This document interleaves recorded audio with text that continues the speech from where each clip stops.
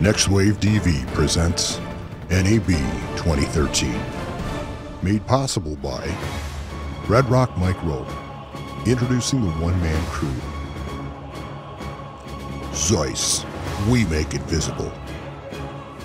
Kessler Crane, innovative tools for filmmakers. Hey, Tony here. We're at the Red Rock booth working with the new one-man crew, and we're sitting down with Ryan Connolly. Now, Ryan, of course, you are of web fame for your entertaining, informative show, teaching filmmakers just how to do it, and in an entertaining way so that people can enjoy it and retain that information. So, tell me a little bit how you got started in that, why that show went that direction. How we got to start with Film Riot? Yeah. Well, really, the whole goal is feature films, which we're still working towards. But I was at a point to where I did film school. I've been in the industry for a few years, and I had some people that, because at the time it's not. I mean, right now it's blanketed. The info is out there like crazy. But at that time, it really wasn't.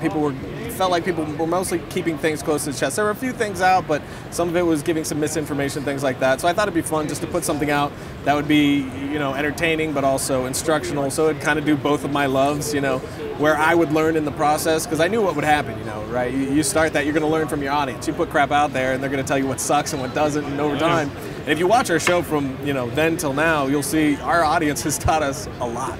Like, we've grown a lot. It's, mostly due to, being forced to do it every single week without fail, but also having to do an audience. And we wanted to create sort of a film community, which we've been lucky enough to do with some awesome people. So it was a mixture of, selfishness and, charity. Selfishness, wanting to, get a community that would help teach me, but then also just putting what I know, whatever that is, out for free for people to learn too. Because, film school is expensive.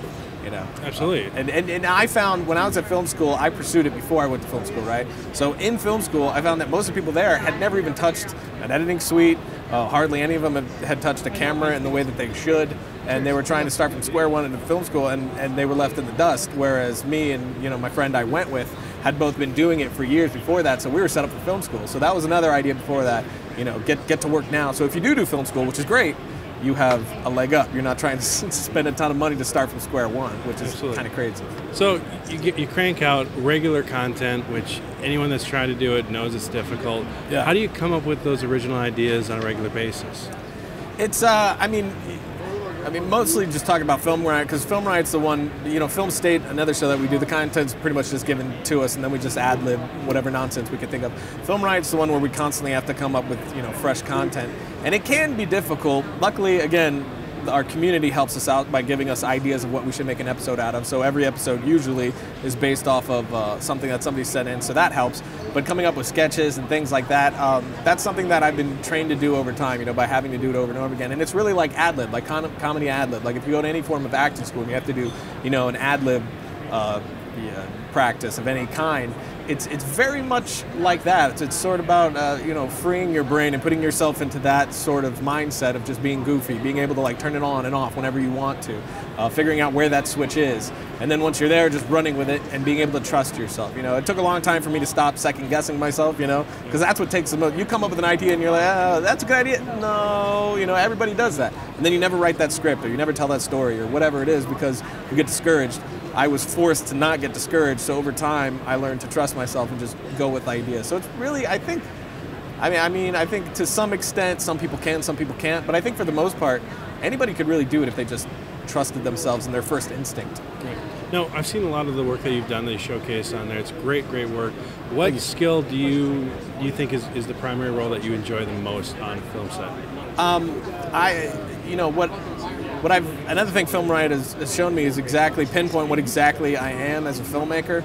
And I knew I wanted to direct, but what exactly I am as a producer, writer, director. Everything else I do, I adore it, but it's not what I do best. And it's, as we go on, I'm finding people for that. We're going to be doing a short soon. I'm getting a cinematographer. I can do cinematography, but I'm not a cinematographer. You know what I'm saying? Editing, same thing. I can edit, but I'm not an editor.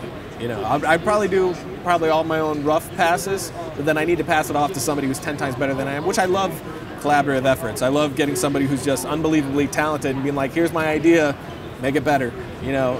My last short film, I was able to work with a composer who's out of his mind good, and being able to collaborate with somebody on something like that was just fantastic, because composing is something that I can do as well, but having someone who can really do it and come back with ideas that you never even thought of, or being brave enough to tell you when your film should be silent right now, you know, like stuff like that. So I mean, really, I think I'm a writer, director, producer because I have to be, I guess. But I think those are the things that I enjoy most, but more than anything else, I think those are my biggest strengths. Which I think that's really the question that people should ask themselves is, what's your strength? And just be honest with yourself on right. And what would you say to somebody that's trying to do everything themselves? They're trying to... Well, I mean, if you have to, you have to. I mean, I've had to for 10 years now. I still have to. You know, Film Riot's still pretty much a one-man band. I mean, you got Josh, who's an actor, and he's, you know, coming into writing and producing and things like that, but he's not, he edits shows like Film State and stuff like that, but not as much as like the Film Riot with the sketches and, you know, filmic things. So I'm still a one-man band of my own. So, I mean, if you have to, you should. I mean, especially if you want to be a director. Knowing all those different avenues, how they work, and being able to do them to some extent is a huge help to when I'm directing them, because I'm not talking out of my rear. I'm telling the cinematographer what I want in his language, which is huge, because, you know, I've been on sets where people, you know, kind of look down on the director because he's talking like a suit. He's not talking like somebody who knows, you know, all the crafts, and a director really should know all the different positions. I mean, really, every position should, you know, on a collaborative set. If you're a cinematographer, you should know how to talk to, you know, the audio guy. So doing, you know, this, how everything has come into such a cost-effective landscape, you know, to where anybody could do their own thing, from audio to, you know, production to just the whole nine. It's great because everybody can learn what every avenue takes, so when they're on the set, then they know how to talk to everybody. They know how difficult this guy's job is. They're not talking down to him and like, how hard is it to set up a light? They know how hard it is to get that light right. So you've been working with a lot of different cameras, and you know, what do you find? You know, is the DSLR revolution dead? Is it still alive by many points? And do you find that that's a go-to tool, or what camera do you enjoy using the most on your production? I mean, there isn't one really. I definitely don't think the DSLR resolution is dead by any means. I mean, I get that question a lot, and really what I always say is, you know, what's the project, what's the budget, what's the story? That's where I start. You know, what's my story? Okay, now how do I tell my story visually? Okay, now what camera's probably going to get that for me? And then I'll do camera tests. I've tested a 5D up against a Red Epic to see which one I want. I didn't just go with 5K because I could. It's all about, you know, what look do you want? I mean, look at Active Valor, what Shane Hurlett was able to do with Active Valor. Yep. I don't know that he could have done that as easily as he did and made it as immersive as he did with any of the other cameras. I mean, look at Danny Boyle's 28 Weeks Later, right? Or 28 Days Later, rather. Mm-hmm. That was shot on XL1. Right. And the look of it really made it that much more brutal. But I mean, we're talking about mini DV, for God's sakes, and it still works. So, I mean, I don't think there's one right camera. I think DSLRs are fantastic, especially for the indie landscape that we have now. I don't think they're going away anytime soon. I think they'll, you know, the people who stumbled into the DSLR, you know, like Canon, are slowly refining it, and we're going to end up getting better and better and better. So I don't think it's going to go away from the indie community anytime soon anyway. Do you think that there's a skill set or a tool that it still can be refined for a lot of indie filmmakers out there? You know, everybody's got a camera. Right. And so, but are there things that people aren't, like maybe a camera motion or lighting or sound? Are there things that you're finding, at least when people show you their work, that is kind of lacking and that people should be focusing on? I think, you know, a lot of the main things is people put too much attention on one specific thing when they really should be looking at the greater scope. Pacing, I think, is one that I'm always talking about. You know, people are too worried about the camera that they're using and not what they're using it for.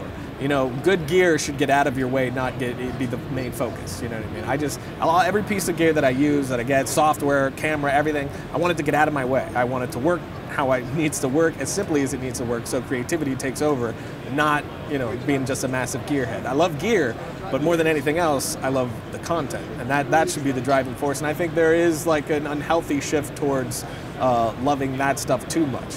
You know, the greatest gear is the gear that knows how to get out of your way. You know what I'm saying? Right. So gear should be freeing and not right. Exactly. It should free you creatively, which a lot of gear that is coming out definitely does. But I think that's probably the main thing, is just focusing more on the content, the creativity, and think outside of the box, not trying to be everybody else. You know, you see a lot of things that are very much like the same thing over and over again. You clearly see where they got that. You know, so I think that would probably be my best advice. All right, so we're at pretty much Gear Fest right now. Yeah, exactly, right? I'm assuming you've had a chance to walk around a little bit. Is there anything that stood out to you while you're here? Oh, for sure. I think what Adobe's doing is out of control. I'm really excited about what they've got going on. I left Final Cut a little bit ago, probably was at the beginning of CS6, I think. I don't know, it's cataloged in my show. I don't know exactly when. But I dug in with them because of what they're doing. They clearly, where they're going is where I want to follow.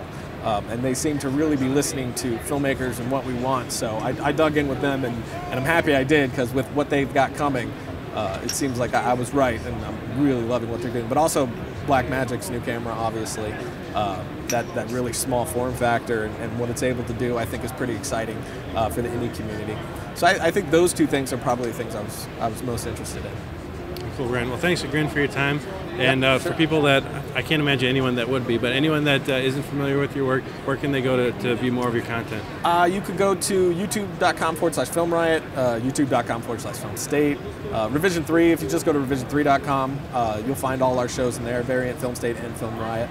And then we do another show actually for Kessler Crane, speaking of gear, called Pimp Your Productions, which is another thing we do on and off, which is more nonsense than it is about gear. I don't know how promotional it is. Awesome. Well, thanks for your time, man. Yeah, really appreciate it. Thanks a lot. Subscribe to NextWaveDV, where filmmakers get educated.